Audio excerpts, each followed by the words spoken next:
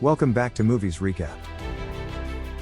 Today I will show you a biographical drama from 2010, called The Social Network. Warning: spoilers ahead. Watch out and enjoy.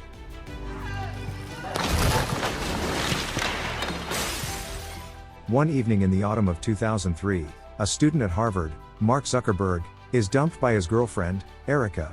The two had been having a good enough time, but the young man's obsession with getting into one of Harvard's final clubs is her last straw.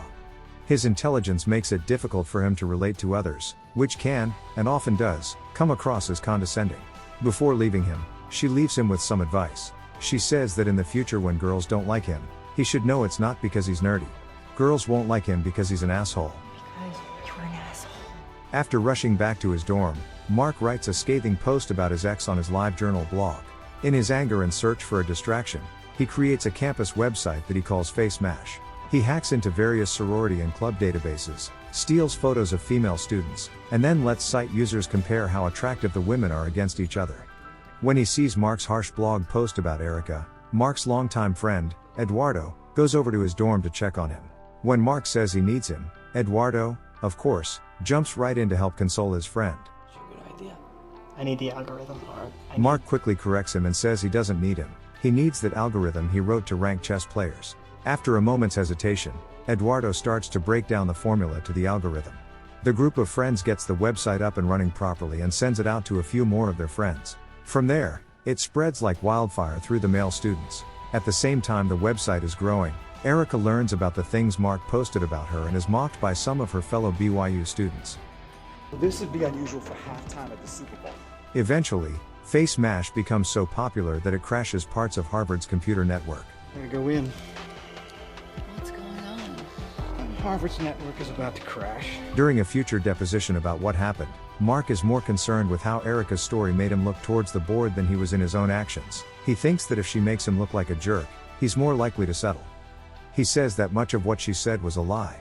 In front of the board that is to decide his fate, Mark says that he has already apologized to many of the organizations he hacked and to the women of Harvard who were offended by his actions. In regard to the breach of security charge he is given, he says that rather than be punished, he should be given some recognition.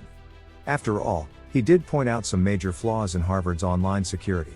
Instead, he is given 6 months of academic probation. 2 nights ago, a sophomore choked the network from the laptop. The crashing of Harvard's network is in the paper a few days later, and Mark catches the eye of some upperclassmen, twins, Cameron and Tyler Winklevoss, and their business partner Divya Narendra. The three are members of one of the final clubs and they're impressed that the site was able to garner 22,000 hits in a single night, and that he was able to write all the code to create the page and hack into the houses while drunk. The three men invite Mark to work for the Harvard Connection, a social network and dating website they're creating that is exclusive to Harvard students. Mark agrees to work with the three men. After meeting with the three business partners, Mark approaches Eduardo with a similar idea, a social networking site that is exclusive for all Ivy League students. He calls it the Facebook. He wants to take the whole college experience, not just dating, and move it online. To be able to do this though, he would need some investment money to be able to rent the servers and domain. Eduardo offers to give Mark $1,000 and agrees to go into business with him. The two will split whatever profit they get with 70% going to Mark, and the rest to Eduardo. Unable to let Eduardo be happy in his own accomplishment, Mark tells him that he probably was chosen to be invited into the Phoenix, one of the final clubs, as a diversity move. I said, let's do it. Flash forward to a future deposition, and Eduardo tells the deposer that he thought the idea for the Facebook was brilliant. It would add to the social structure of society. He acknowledges that the two came to a verbal agreement about how profits would be shared and that he would be the CFO for the company. The deposer then asks why Eduardo thinks Mark would say the thing about diversity.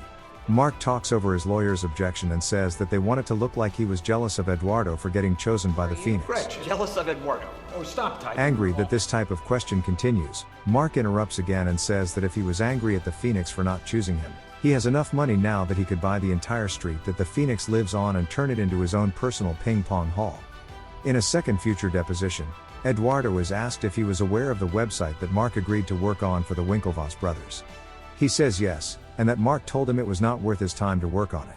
Eduardo says that Mark resented the idea that the brothers believed he needed to fix his image after the FaceMash debacle, that Mark had exactly the image he wanted, the image of an impressive coder that was able to hack Harvard and get away with no legal action.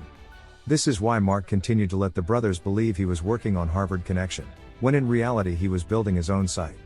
The Winklevoss lawyer provides several emails that show this deception and avoidance of the three men.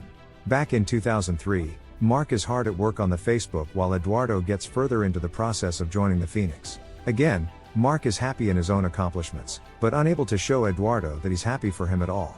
In fact, when Eduardo tells him that he made it to the second round of the application, Mark responds by asking for more money for the Facebook. Then, on January 11, 2004, Mark registered the domain name The Facebook. In the deposition with the Winklevoss twins, the lawyer asks Eduardo if he believed that Mark had done any work for Harvard Connection at all, and he said no. Around the same time that he registered the Facebook, Mark reached out to Cameron and said that he didn't believe their site would have enough functionality to really draw a crowd to it. As their lawyer pointed out, after weeks of supposedly working on the site, this was the first mention of any possibility of a problem. Again, Mark interrupts the deposition. He asks the twins and Divya to point out where he copied any of their work in Facebook's code.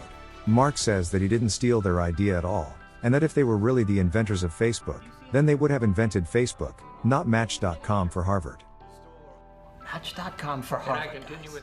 In February of 2004, and after adding an option for relationship status, Mark finally finished the code for Facebook. In an effort to expand the Facebook past his own friend group, he asks Eduardo for the Phoenix email list. He is hesitant to give it up since he isn't officially a member yet, but gives it to Mark anyway. The site is shared around until it gets back to Divya, who immediately recognizes it as the site Mark was supposed to be creating for him. He takes this information to the twins, and they are, of course, furious. They gather information about the site and talk with their family's lawyer. In the end, they wait for the lawyer's advice, which is to send a cease and desist letter and to take their complaint to Harvard's president, Larry Summers. Summers, though, dismisses them as he sees no value in disciplining Mark. In the future depositions, when asked why Mark went to his friend for the startup loan, he said because that's who he wanted to do business with. Sure, the other three men had familial wealth, but that's not who Mark wanted to be partners with. The audience then learns that Facebook immediately exploded. Everyone at Harvard was using the new site, and Mark was the biggest guy on campus for creating it. Awesome job with the Facebook. Awesome job. Thanks. In 2004, Eduardo is approached by fellow students Christy Lee and her friend. She asks him to Facebook me, so that they can all go for a drink later with him and Mark. As excited as the guys are to get a drink with pretty girls, they are more impressed by the phrase Christy used and how quickly the Facebook is taking over the campus. Eduardo suggests that, with its growing popularity, it's time that they monetize the Facebook. The two disagree about this, as Mark doesn't want to start shoving ads in the user's face. He doesn't want to give up the cool factor that the site has, and that introducing ads would be doing that. During this disagreement, Eduardo finds the cease and desist letter and is angry that Mark didn't tell him about it. Mark is more concerned with finding out who the girls Eduardo talked to are than the impending legal actions. Not letting up on the issue, Eduardo pushes Mark about the letter and asks if the idea is stolen, and why Mark didn't show him the letter. Mark says he didn't think it was a big deal, and that none of the code he used is from Harvard Connection. The two do end up going for drinks with Christy and her friend, Alice. Both men end up in the bathroom with the two girls. While waiting for the two women to come back out of the bathroom, Mark spots his ex, Erica, across the club and asks to talk. She refuses to leave her table and friends, so he tries to talk to her about what he said and he asks her if she's heard of the Facebook. She interrupts him and says that he insulted her on the internet, and that insult would be there forever. He leaves the conversation without apologizing, but with a fire lit under him to expand his website. So you apologized, right? With the plan to expand into other Ivy League schools, Mark brings in some more friends to help with the running of the company, and he specifically wants an article written about the Facebook in the BYU newspaper, despite them not usually liking to write about Harvard. With this expansion, the Facebook is live at Yale, Columbia, and Stanford universities. It'll be embarrassing. We don't need him. With the success of adding these and several other schools to the network, Christy is able to get them a meeting with Sean Parker, the co-founder of Napster. Mark is impressed with his billion-dollar vision for the Facebook, but Eduardo sees him as delusional. It is Sean's idea to get rid of the, and to just call the website Facebook. After this dinner, Sean had Mark wrapped around his finger. So much so that Mark moves the company to Palo Alto based on advice from Sean. Right, California's the place we've got to be. And Sean eventually moves in with Mark.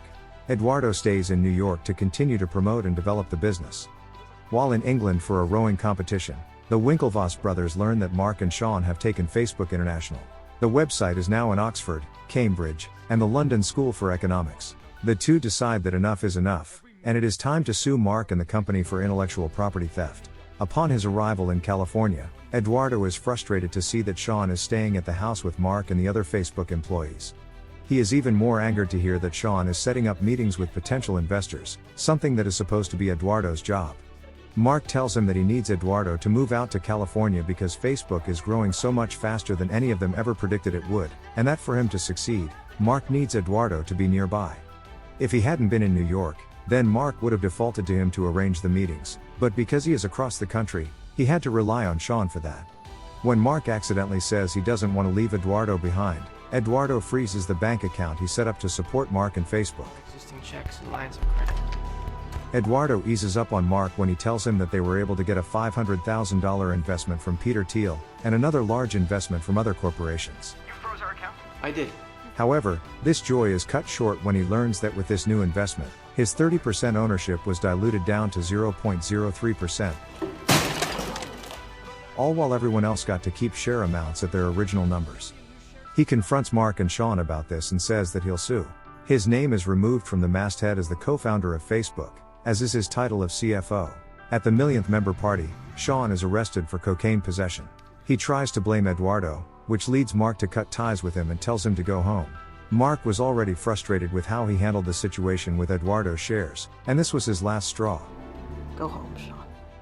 After a day of deposition, Marilyn Delpy, a junior lawyer defending Mark, tells him that they will arrange to settle with Eduardo. Between the nastiness around the initial founding of Facebook and Mark's own callous attitude, he would be completely unsympathetic to any jury he sat in front of. Now alone, Mark sends a friend request to Erica. As the movie concludes, text reveals that the Winklevoss brothers won a settlement of $65 million and agreed to sign a non-disclosure agreement. They went on to row for the US Olympic team in Beijing and placed 6th. Eduardo won his settlement as well, but for an unknown amount of money. He also got his name put back up on the Facebook masthead as co-founder.